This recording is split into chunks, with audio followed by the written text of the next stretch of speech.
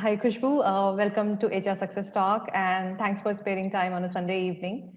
Not getting much into more of your introductions and to bore our audience, let's move ahead quickly to understand what do you understand by emotional intelligence, or what do you think it is all about?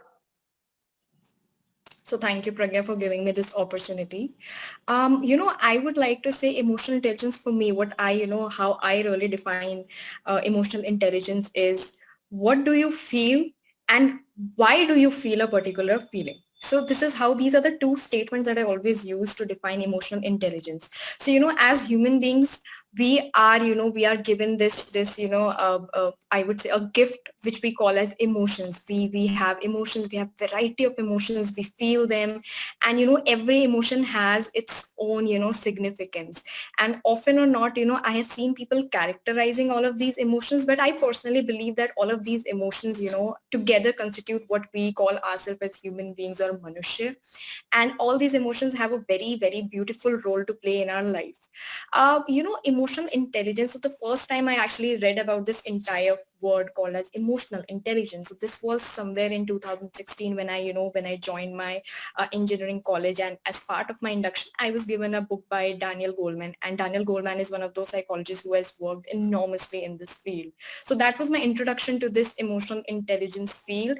But now that I'm into a professional world, and now that I see a day-to-day interaction going on with a lot of people, I realize its importance now. So I would say that emotional intelligence for me is divided into three parts. First of all is, of course, I am a human, right? So I have a set of emotions within me, I have set of feelings within me. So am I able to understand what I am feeling at a particular moment?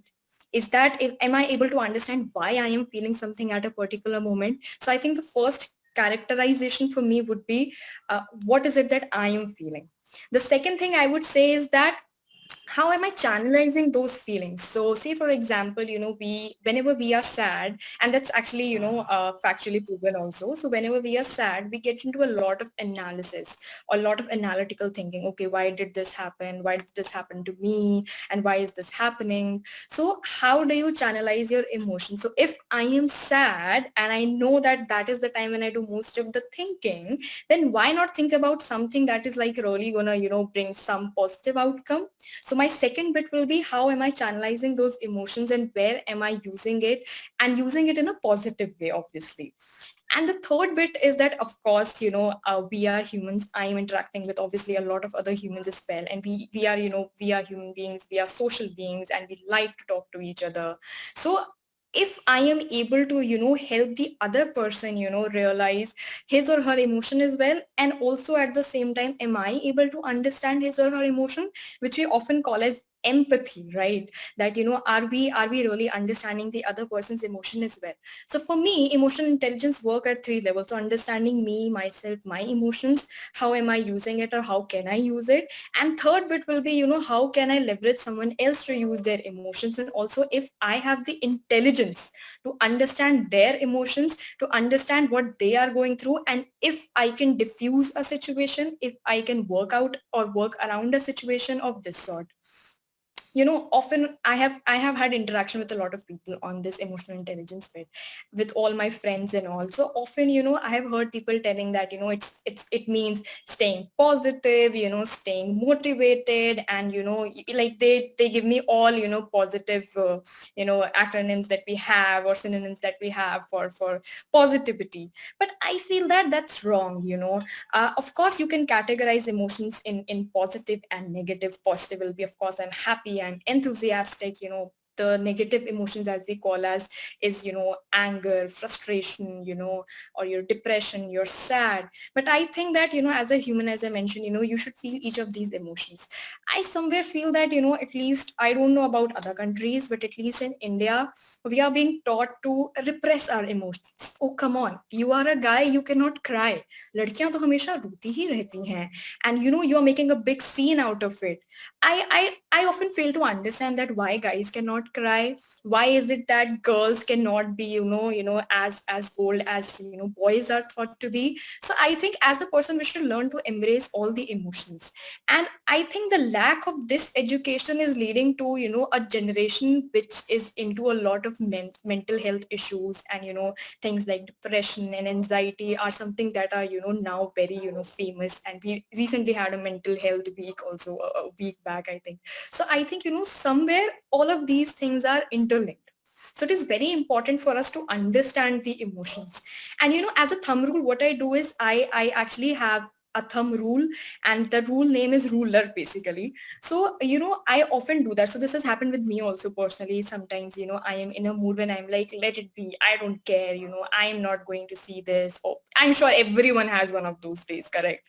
So I often, take a step back and think that, okay, why is it that I'm feeling this kind of an emotion? Why is it that I'm so sad? Is there something that I can do? What about the, the circle of control that I have? So, over the past 2-3 years, I have realized that we as human beings are obsessed with, controlling things. That, I want a particular thing to happen in a particular way. And somehow that obsession has led to more stress and more anxiety.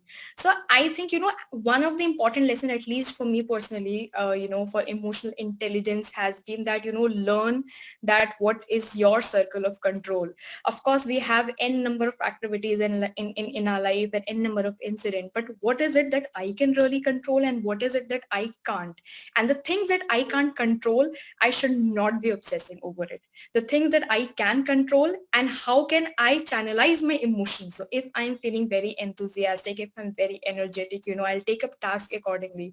If I know that maybe, I am not in one of those good moods today, so I'll probably prefer something that doesn't really take up a lot of energy for me. So I think, how you use your emotions and how you make sure that you channelize your emotions is very important.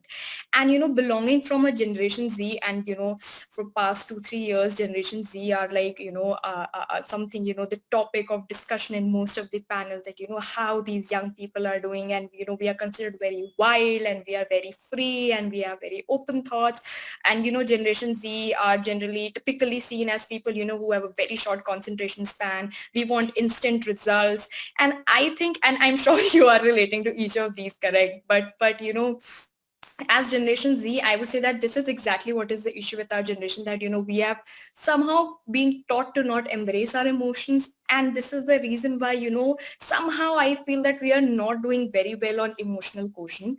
And I feel, that's my personal thought, by the way, that as a society also, we have become very intolerant, because we don't know how to embrace the emotions. Nowadays, people have a binary approach, a yes or a no. If I'm saying that sun rises from east, which of course factually, yes, it rises, but then their answer will be a yes or a no. A Pragya can agree with me or disagree with me. And there is no other, bit that is possible. There is no gray area. And somehow we have become intolerant. So if Pragya disagrees with me, Pragya is someone that I wouldn't want to see, or I wouldn't want to face at all, which is really bad, because we have been taught again to not understand people, or to maybe, to dislike people who don't agree with us, rather than, taking a step back and thinking, okay, why is it that Pragya is disagreeing with me? Is there something, is there some merit in her, thoughts? Is there some merit in her, ideas? So, I think, defining emotional intelligence, is not something easy, and, it cannot really be covered, in no matter how much I talk about it, but it's a very beautiful science that I personally feel, and I feel that, everyone should understand, or at least try understanding. There was one time when I thought that, we cannot be sort of train ourselves. So as part of our, assessments also, I've given n number of assessments, and we have all these, IQ based tests. I'm giving a lot of domain tests, maths, analytical thinking and everything. But somehow, we have not been tested on, our emotional intelligence. And I think these are few things that companies are now realizing, that, they should test a person on their emotional intelligence as well. Because, a trend has been, and, this has been again, well researched and factually proven, that, once you grow up the ladder, your technical skills, of course, are required, but more than that, your emotional skills or your emotional quotient is something that is actually going to take you, forward in the long run. So, there are few things that I do, in my daily life to ensure that at least I am emotionally charged. First of all, being gratitude. So I always practice gratitude. I'm really thankful for the things I have. I'm really thankful for the opportunities that I have been given. Of course, I've not always flourished in all of them, but I'm really grateful, for what all I have. And I always look forward to things, with utmost positivity and, enthusiasm that yes, tomorrow is the day that I'm going to accomplish something. There are 10 tasks that I have to do in a day. In case I'm not able to accomplish all of it, I know and I'm thankful that I have a day tomorrow that I can do that. So I would say practice gratitude always. In professional setup, of course, we have a lot of meetings, and Zoom meetings are now the trend. So often or not, we end up not listening to other person. And that is the second thing which I normally dislike, is that we should give everyone a chance to speak, because that way everyone feels appreciated, and it also shows that you are high on emotional intelligence. Because imagine if you are speaking to me and if I cut you in between, or I don't give you a chance to speak, how will you feel? You'll feel bad. I will at least feel bad. I don't know about others, but I'll feel bad. So I think second bit which I always do is that I always give others a chance to speak, and I also listen to them. That is also another very important bit, because most of the time while listening, you can understand what is going in the head of that person if you listen to him or her very intently, and that person also feels comfortable sharing things with you. And last but not the least, I would say be mindful, be in the moment. We are often, and as a generation, I know the generation that we are in, we are so obsessed with social media. I want to show my best life on social media. I am the only person, I'm the only the top person. But somehow we just forget the moments, and I think that is what really stays with you. So I would say that be mindful. I think I personally practice these three things in my life daily, and it really gives me a certain sense of emotional intelligence. And I'm glad that I am able to grasp those moments. I'm able to talk to people. I have people who trust me, and they come to me when they want to talk to me, and that is something which I feel is being good in the emotional intelligence bit. So that's all, Pragya. All right. Thanks, Khushboo, for giving me a Gen Z insight also onto this topic. So hopefully the webinar that we'll be conducting will be great to have you on board and the others to share all the experiences from multiple varieties of life. So thanks for your time today. Thank you so much.